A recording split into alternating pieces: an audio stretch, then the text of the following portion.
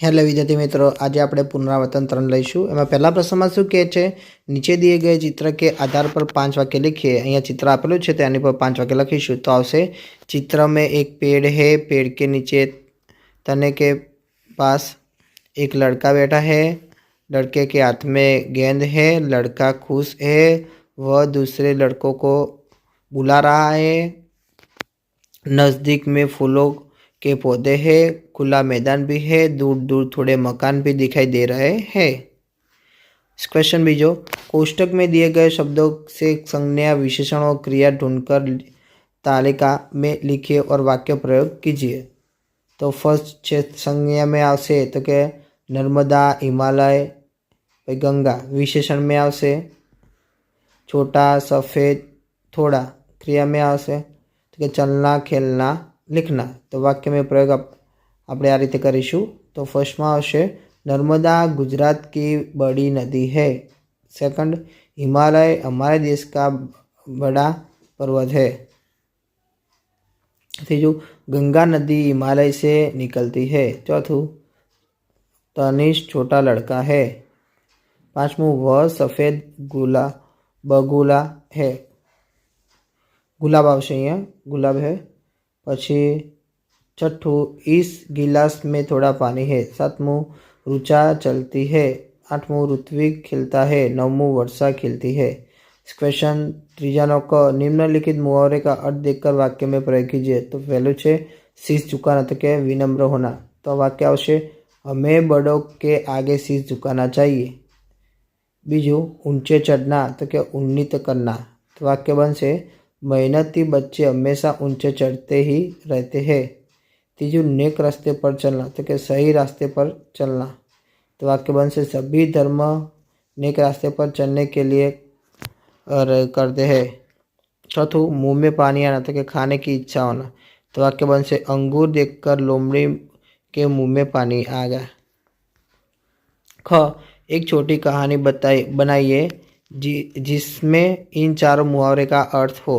तो क्या अरविंद होनहार लड़का है, वह बड़ों के आगे हमेशा सिर झुकाता है, वह बड़ा मेहनती है, इसके कारण वह दिन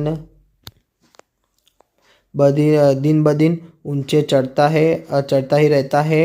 वह कभी किसी के बातों में न आकर नेक रास्ते पर ही चलता है। एक दिन अपनी बुआ आशा के हाथ में आम देखकर उसके मुंह में पानी आ गया।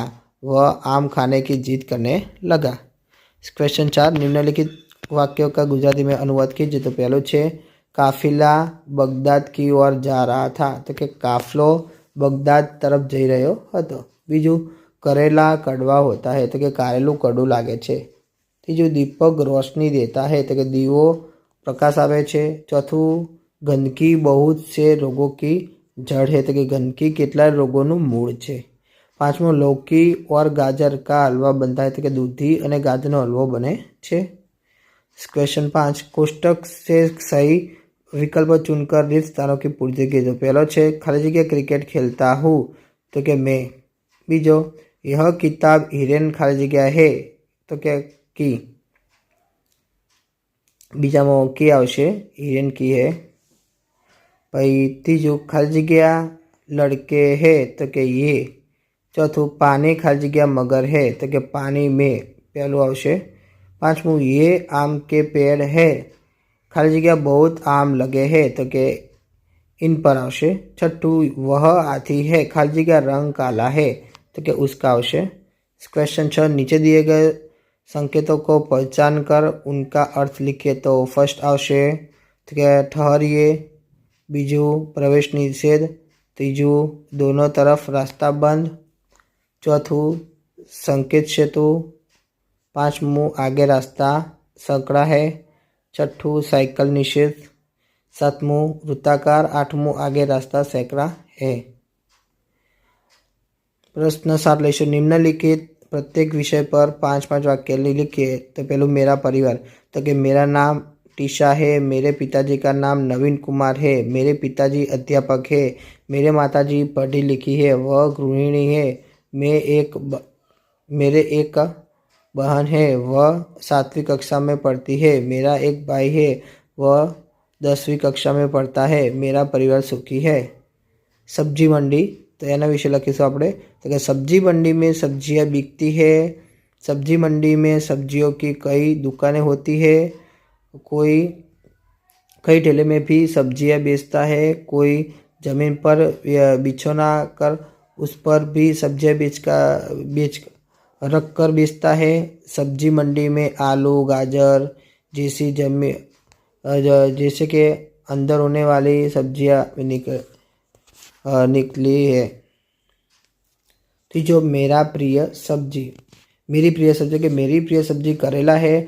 वह स्वाद में कड़वा होता है। वह गोल होता है। वह गोल या लंबा होता है। उसके दोनों छोर नुकीले होते हैं। वह रूप रंग में भी सुंदर नहीं है, लेकिन उसमें अनेक गुण है।